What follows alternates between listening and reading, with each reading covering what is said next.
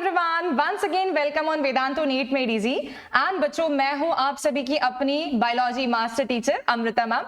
तो आज हम लोग बात डिस्कस करते हैं कि कई सारे बच्चे एक प्रॉब्लम फेस कर रहे हैं और वो प्रॉब्लम ये है कि मैम हम बहुत सारा पढ़ तो लेते हैं पर जब हम क्वेश्चंस लगाने के लिए बैठते हैं तो हमें वो पढ़ी हुई चीजें याद नहीं आ रही होती हैं एंड समवेयर मैम हमारा कॉन्फिडेंस लैक हो जाता है कि अरे यार ये तो पढ़ा तो था फिर भी नहीं बना, फिर से रिवीजन करना पड़ेगा या बहुत सारी चीजें माइंड में आती हैं। समटाइम्स बच्चे सोचते हैं कि मजा ही नहीं आ रहा है, बिल्कुल मजा नहीं आ रहा है।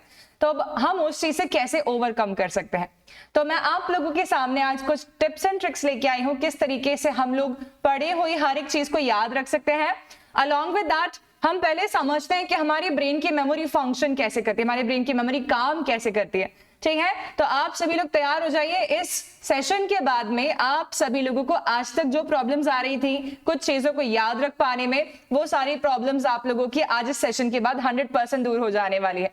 ठीक है, तो देखते हैं हम लोग कैसे पढ़ी हुई चीजों को याद रख सकते हैं। उसके लिए मैं सबसे पहले आप लोगों को बताने जा रही हूँ बच्चों की हमारी मेमोरी वर्क कैसे करती है।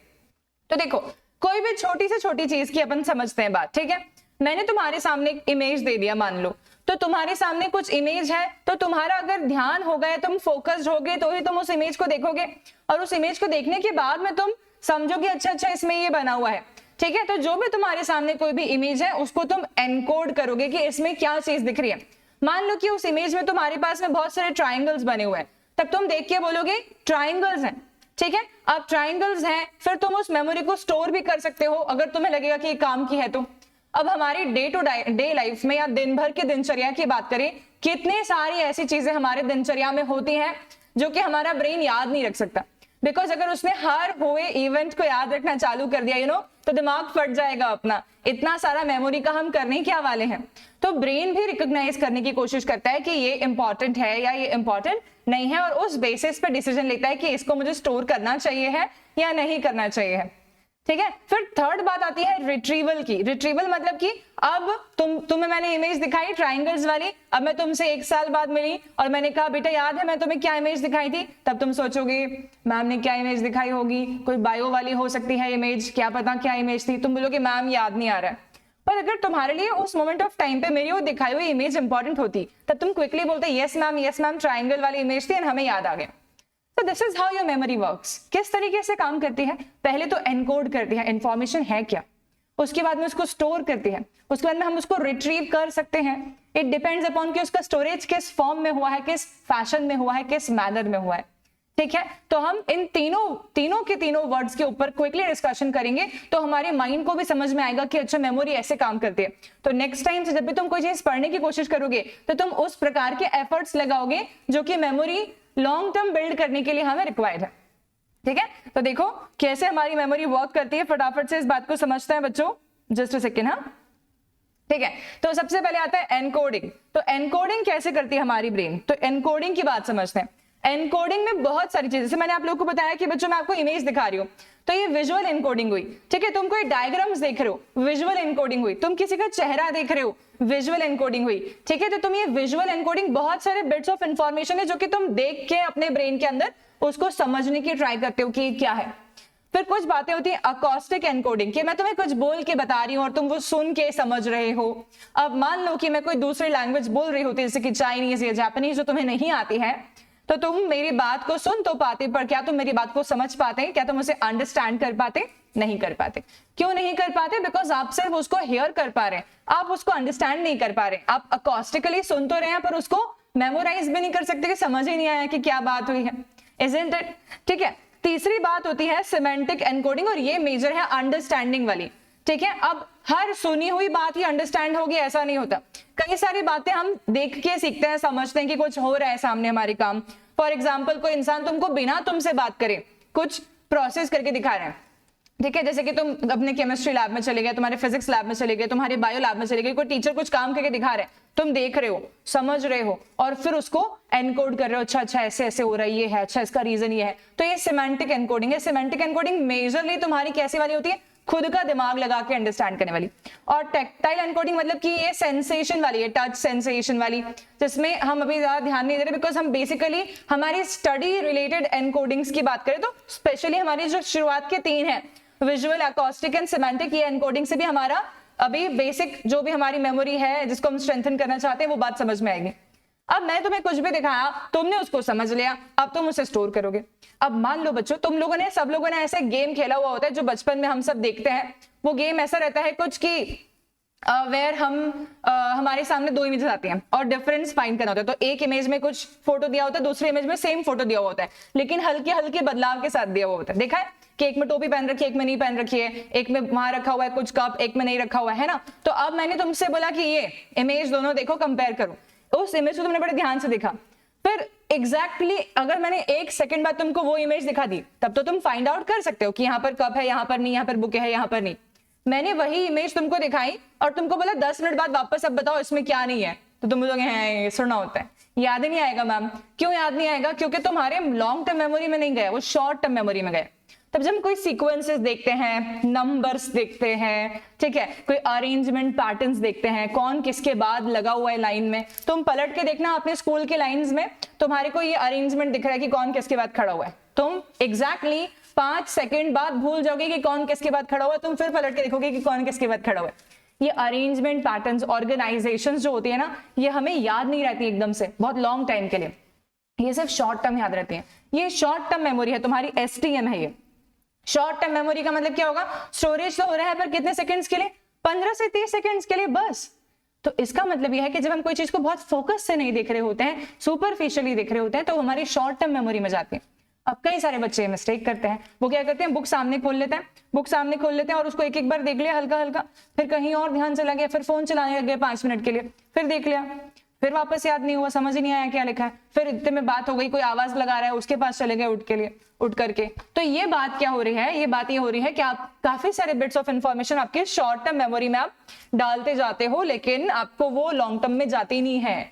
फिर तुम बोलोगे मैम याद तो कुछ रहता ही नहीं है, किताब बार बार खोल के बैठते हैं पर मजा ही नहीं आता, कुछ समझ नहीं आ रहा। क्योंकि समझ इसलिए नहीं आ रहा है, तुम्हारा ध्यान ही नहीं है, तुम्हारा एनकोडिंग ही नहीं चल रहा है, ठीक है। तब कोई भी चीज को अगर तुम्हें समझना है तो तुम्हें पहली बात तो 15 से 30 सेकंड से ज्यादा मिनिमम ध्यान उस पर लगाना पड़ेगा, समझने की कोशिश करना पड़ेगी कि ये लिखा क्या है हमारे सामने, ठीक है। तो उसे लॉन्ग टर्म मेमोरी में कन्वर्ट करना पड़ेगा। लॉन्ग टर्म मेमोरी में ऑर्गेनाइजेशन, पैटर्न्स, डायग्राम, इसके बाद ये ऐसी चीजें नहीं जाती, कॉन्सेप्ट्स जाते हैं, और स्पेशली वो चीजें जरूर जाती हैं जो आप किसी ना किसी से रिलेट करके पढ़ रहे हो, जिसमें आप समवेयर, हम ऐसा बोल सकते हैं, एसोसिएशन लगा रहे हो, ठीक है। लॉन्ग टर्म मेमोरी में ऐसी चीजें आती है, जैसे कि फॉर एग्जांपल तुम्हारे साथ में कोई इवेंट हुआ, तुम साइकिल से गिर गए बचपन में साइकिल चलाते हुए, पहली बार साइकिल सीखी थी, साइकिल से गिर गए, कुछ बच्चे सड़क पे गिर गए, कुछ बच्चे गोबर में गिर गए, कहीं ना कहीं गिर जाते हैं और फिर उनको वो जिंदगी भर याद रहता है। बड़े होने के बाद में अपने फ्रेंड्स को भी बताते हैं या अपने फैमिलीज को बताते हैं कि हमारे साथ ऐसा ऐसा हुआ था। वो इवेंट कभी भूलते क्यों नहीं तुम? क्योंकि तुम एसोसिएट कर रहे हो काफी सारी चीजें, फर्स्ट टाइम हुआ है, तुम्हारे लिए इंपॉर्टेंट इवेंट है, ठीक है, तुम्हारे ब्रेन ने रिकॉग्नाइज भी किया उसको लॉन्ग टाइम के लिए, तो ये लॉन्ग टर्म मेमोरी।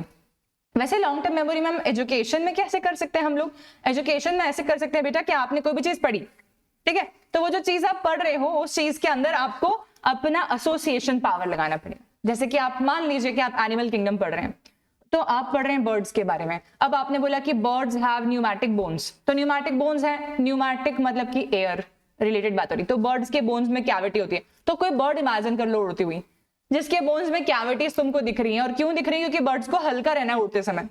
बर्ड्स के पास में जो है यूरिन स्टोर नहीं रहता, यूरिनरी ब्लैडर नहीं होता। क्यों नहीं होता? ऑब्वियसली बाहर ये गिर जाएगा। यूरिन अगर होगा तो बाहर से ही उनकी बॉडी गिर जाएगी, हवा में उड़ेगी तो हल्का होना पड़ेगा ना, और हल्का कब रहेगी? यूरिन स्टोर नहीं करेगी। तो ऐसे कुछ चीजों को रिलेट करके पढ़ो तो लॉन्ग टर्म मेमोरी में आएगी।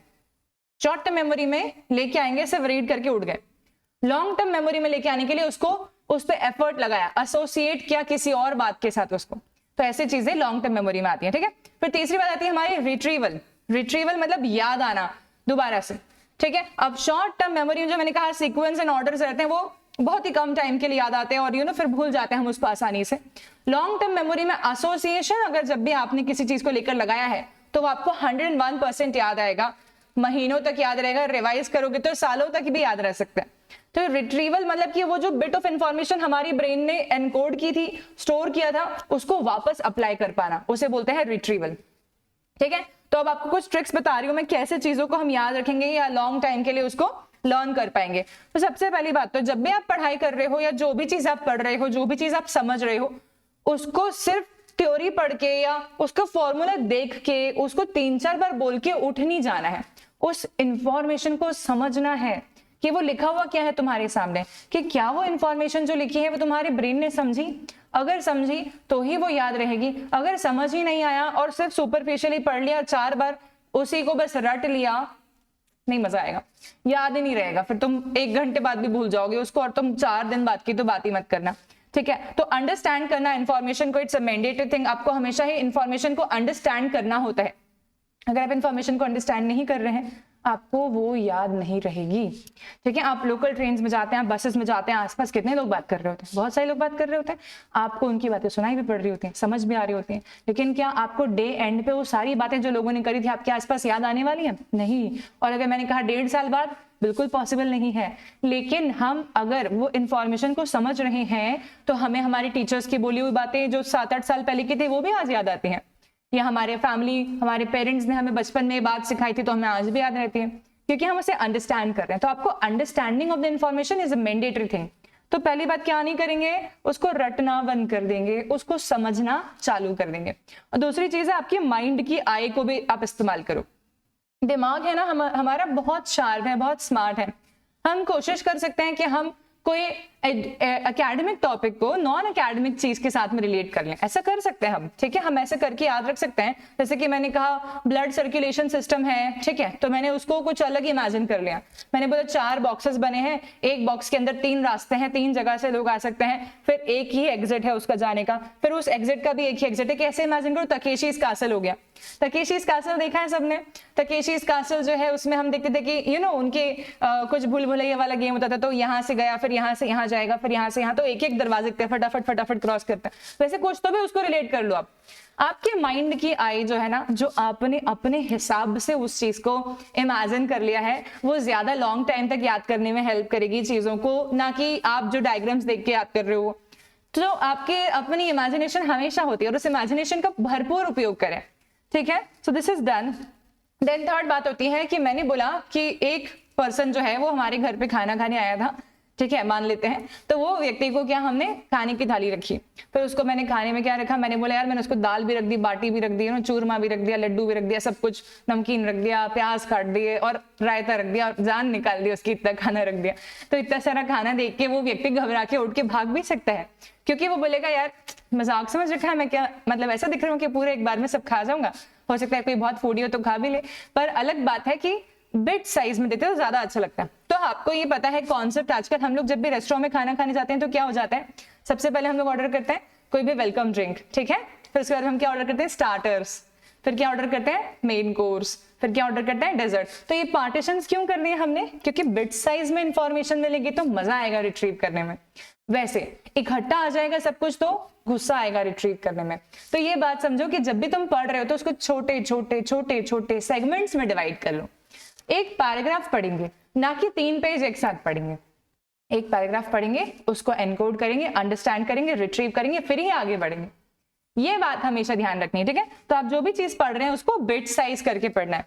देन चौथी बात है, एक साइंटिफिक सा फैक्ट है जिसमें कि आप अपनी मुट्ठी को अगर टाइटली क्लोज कर देते हैं ऐसे करके, ठीक है, ये आपने अपनी मुट्ठी को टाइटली क्लोज करा है, जब आप पढ़ रहे हैं तो ऐसे करके पढ़े, मुट्ठी क्लोज करके। इससे ये बेनिफिट होगा कि तुम्हारी मेमोरी ऑटोमेटिकली उसको ज्यादा याद रखेगी। एक साइंटिफिक फैक्ट है। इसमें कैसे रहता है देखो मैं समझा देती हूँ। ऐसे फॉर एग्जांपल ये वाला, मैंने ये वाले हाथ की मुट्ठी क्लोज करी, ठीक है, तो ये मेरा लेफ्ट हैंड है, तो लेफ्ट हैंड की मुट्ठी में क्लोज करूंगी तो राइट साइड में इंफॉर्मेशन ज्यादा स्टोर होगी। राइट हैंड की मुट्ठी क्लोज करूंगी तो लेफ्ट हैंड में लेफ्ट ब्रेन में इंफॉर्मेशन ज्यादा टाइम के लिए स्टोर होगी। तो क्लिंच फिस्ट करना, क्लिंच फिस्ट मतलब मुट्ठियां टाइट बांध लो। जब कोई चीज याद करने की कोशिश कर रहे हो तो मुट्ठियों को टाइट करके फिर दिमाग में उस चीज को लेने की ट्राई करो। कोई टॉपिक नहीं याद हो रहा, बिल्कुल याद नहीं हो रहा है, ठीक है, तो उसको मुट्ठी टाइट करके याद करने की ट्राई करो, याद होगा, ठीक है। उसके बाद में आपका एसोसिएट स्मेल। अब एसोसिएशन ऑफ स्मेल क्या होता है कि खुशबू बहुत समय तक याद आती है इंसान को, किसी भी चीज की हो वो, ठीक है। जैसे कि तुम बहुत छोटे बच्चे थे, तब तुम्हारे घर में बहुत सारे गेस्ट आए थे और बाहर बारिश हो रही थी और वो अलग बारिश की फ्रेग्रेंस तुमको याद आई। जब तुम बारिश में जाओगे तब तुम्हें याद आएगा कि यार हमारे घर में रिलेटिव्स आए थे बचपन में तो ऐसा ऐसा हुआ था। तो बारिश की खुशबू से तुमने रिलेट किया इतनी पुरानी मेमोरी को, है ना। वैसे ही डिओड्रेंट्स की खुशबू याद रहती है कि ये डिओड्रेंट तो मैंने फ्रेग्रेंस सुनी है, ये तो इसकी थी। तो ये कैसे याद रहता है, हम स्मेल को ना लॉन्ग टाइम के लिए एसोसिएट कर पाते हैं। तो आपको स्मेल के साथ में एसोसिएशन पढ़ाई का कैसे करें, आप ऐसा कर सकते हो कि आप बायोलॉजी जब पढ़ रहे हो अपने घर के बाहर जाओ, एक अगरबत्ती लगा दो, अगरबत्ती की खुशबू में वो बायोलॉजी पढ़ो बैठ के। कई बच्चों को एलर्जी होती है तो मत करना ऐसा उस समय पर, ठीक है। तो थोड़ी बहुत खुशबू से आप रिलेट कर सकते हैं चीजों को, ठीक है। खुशबू चल रही है और आप पढ़ाई कर रहे हैं उस चीज के लिए, फिर आप देखना आप उसी खुशबू में जाके जब वापस से दोबारा उस टॉपिक को याद करने की ट्राई करोगे, आपको ज्यादा याद आएगा, ठीक है। तो आप एक हल्की सी फ्रेग्रेंस या कोई खुशबू जो है उसके साथ में लिंक कर सकते हो अपने एजुकेशन को, और ज्यादा बेहतर तरीके से उसको याद रख पाओगे लॉन्ग टाइम के लिए, ठीक है। देन स्मार्ट ब्रेक लेना है कि अब हमने 50 मिनट एक टॉपिक पढ़ लिया है, 1 घंटे के आसपास होने वाला है, मैं 5 मिनट ब्रेक लेके आती हूँ, फिर वापस से पढ़ने बैठ जाऊंगी, फिर मैं 1 घंटे पढ़ूंगी, 5 मिनट ब्रेक लेके आऊंगी, फिर वापस पढ़ने बैठ जाऊंगी। ब्रेक्स लेना बहुत जरूरी है। कैसे, तुम इमेजिन करो तुम लैपटॉप पे कुछ काम कर रहे हो, ठीक है, वीडियो एडिटिंग कर रहे हो फॉर एग्जाम्पल। अब तुम लैपटॉप पे काम कर रहे हो और तुम जब लैपटॉप पे बहुत ज्यादा देर काम कर लो, जैसे 3 घंटे 4 घंटे इकट्ठे तुमने लैपटॉप चला रखा है और तुम करे ही जा रहे हो कोई काम, तो लैपटॉप हैंग होने चालू हो जाता है। लैपटॉप कितना ही अच्छा क्वालिटी का हैंग होने चालू हो जाता है। लैपटॉप इनफैक्ट मैं ऐसा बोल सकती हूँ कि गर्म भी हो जाता है, उसका फैन भूम आवाज करता है। तो इसका मतलब ये हो गया है कि हम ब्रेक नहीं दे रहे लैपटॉप को, तो लैपटॉप परेशान, तो हमको उठना पड़ता है कि यार बहुत हैंग हो रहा है, थोड़ी बात काम करते हैं। वैसे आपका ये जो ब्रेन है ना, ये भी एक लैपटॉप जैसे ही हो गया एक तरीके से। तो आप इसको ब्रेक नहीं देंगे तो फिर वो भी हैंग होना चालू हो जाएगा, फिर वो भी गर्म होना चालू हो जाएगा, फिर वो इन्फॉर्मेशन को उस प्रकार से ना तो स्टोर कर पाएगा ना रिट्रीव कर पाएगा आगे जैसे आप चाहते हो। तो ब्रेक्स लेना वेरी इंपॉर्टेंट, ठीक है, कोई भी चीज को याद रखने के लिए। इसके बाद में आप लोगों को मेमोरी पैलेस बनाना है। मेमोरी पैलेस मतलब क्या, मेरी पढ़ने की एक जगह फिक्स थी। मैं जब छोटी थी, मेरी बात बताती हूँ, तब मैं क्या करती थी कि छत पे जाके बैठती थी, स्पेशली जब छुट्टियां चल रही हैं तब, ठीक है। पर छुट्टियां नहीं चल रही तो छत पे नहीं बैठती थी, मैं क्या करती थी घर में ही जाके, मुझे ना बेड पे बैठ के पढ़ाई करना पसंद नहीं आता था और ना मुझे टेबल चेयर पे पढ़ना पसंद आता था। So what I used to do is कि मैं चटाई बिछाती, नीचे चटाई बिछा के मैं अपनी किताबों का पूरा बंडल वहां लगा ली थी, बहुत सारी बुक्स एक साथ लेके बैठती और मैं वहां पढ़ने बैठती। उसी जगह पे मुझे पढ़ाई करने में मजा आता, वो मेरी फेवरेट प्लेस हो गई पढ़ने के लिए। तो वैसे तुम लोगों को ये बात समझ आनी चाहिए कि तुम्हारी एक फेवरेट प्लेस हो सकती है, ठीक है, वो मेमोरी पैलेस हो गया आपका। वहां बैठ के पढ़ाई करेंगे तो बेस्ट याद रहता है, वहां बैठ के पढ़ाई करेंगे तो सबसे अच्छा याद आता है। पर इसमें हम हैबिचुअल नहीं हो जाने चाहिए कि हमारी एग्जाम वाले दिन भी हमको वही जगह याद आ रही है कि हम एग्जाम नहीं दे पाएंगे यहाँ पे बैठ के हॉल में, क्योंकि हमारी तो मेमोरी पैलेस वो है। तो इसके लिए चेंज भी करते रहो, पर एक बेस्ट जगह तुम्हारी को डिसाइड करनी है जहां पर तुम्हारा मैक्सिमम फोकस रहता है, आसपास शांति है, काम है, सन्नाटा हो तो अच्छा रहेगा, ठीक है, बहुत ज्यादा शोरगुल ना हो, ऐसी कोई जगह तुम्हारी मेमोरी पैलेस बना लो जहां तुम बैठ के पढ़ोगे तो बेस्ट तुम्हें याद रहेगा। फिर कॉम्प्रोमाइज नहीं करना है स्लीप को। क्या होता है कि हम सुबह से शाम तक सोचते हैं कि रात में पढ़ेंगे, और जब रात आती है तब हम लोग पढ़ने बैठते हैं, ठीक है, और हम दिन में भी पढ़ सकते थे, हमारे पास बहुत सारा टाइम था, लेकिन हमने उसको वेस्ट करके सोचा कि यार रात में बेस्ट पढ़ेंगे। रात में हमने पढ़ाई कैसे करी, स्लीप को कॉम्प्रोमाइज करके। सुबह जल्दी उठ गए स्कूल जाने के लिए, तब यहाँ पर आपकी स्लीप कॉम्प्रोमाइज हो गई, ना तो आपने दिन में स्लीप ना आप लिया, ना आपने रात में ठीक से सोया, तो आपका ब्रेन जो है ना ये भी एक मतलब इरिटेट हो सकता है एक तरीके से कि यार आप उसको रेस्ट नहीं दे पा रहे हो, एडिक्वेट रेस्ट नहीं दे पा रहे हो। तो ये नहीं करना है हमें कोशिश करनी है कि हमारी एडिक्वेट 5, 6 या 7 घंटे की स्लीप हो जाए। अब क्योंकि नीट एस्पिरेंट्स के पास बहुत टाइम सोने का भी नहीं होता है, उन्हें मालूम होता है कि उनका गोल्डन ड्रीम अचीव करना है उनको, और उसके लिए उनके पास सोने का बहुत टाइम नहीं बल्कि पढ़ने के लिए ज्यादा टाइम निकालना पड़ता है। So you can do what कि आप कम से कम रात में 5.5 घंटे तो मिनिमम सोएं और दिन में आधे घंटे का नैप ले लें, afternoon half an hour nap lunch के तुरंत बाद। तो इससे क्या होगा, तुम जब भी पढ़ रहे हो तुम रिफ्रेश्ड फील करोगे, तुम्हें नींद नहीं लगेगी पूरे टाइम। तो these are some of the tricks जिसकी मदद से हमारी मेमोरी इनहांस हो सकती है और हम जो भी पढ़ेंगे वो हमें याद रहेगा, ठीक है। तो आप हमेशा ये कोशिश करें जब आप एनकोड कर रहे हो इन्फॉर्मेशन को तो आप बहुत फोकस्ड हो, आप उसके बाद में मेमोरी में उसको स्टोर करें तो आप एसोसिएट करके करें, और रिट्रीवल जब करेंगे तो वो ऑटोमेटिकली होगा, ठीक है। और लर्निंग के लिए कुछ ट्रिक्स जो मैंने आपको बताई है, इन ट्रिक्स को जरूर फॉलो करें। इन ट्रिक्स को फॉलो करेंगे तो ऑटोमेटिकली आपको पूरा अच्छे से याद रहना चालू हो जाएंगी चीजें, ठीक है बच्चों। सो this is all for today, and जो भी आप लोगों को इस इंफॉर्मेशन या इस सेशन में इंफॉर्मेशन यूजफुल लगी हो, मुझे कमेंट सेक्शन में जरूर बताएं कि आप लोगों को इस सेशन में क्या क्या बातें समझ में आई। And don't forget to like this video and don't forget to share Vedantu NEET made easy. Thank you so much. And जो भी आप लोगों को प्रॉब्लम्स आ रही हैं अपने डे टू डे लाइफ में, you can just tell us in comment section and we will be promising you we will be having a solution for all of you. Thank you so much and don't forget to like this video.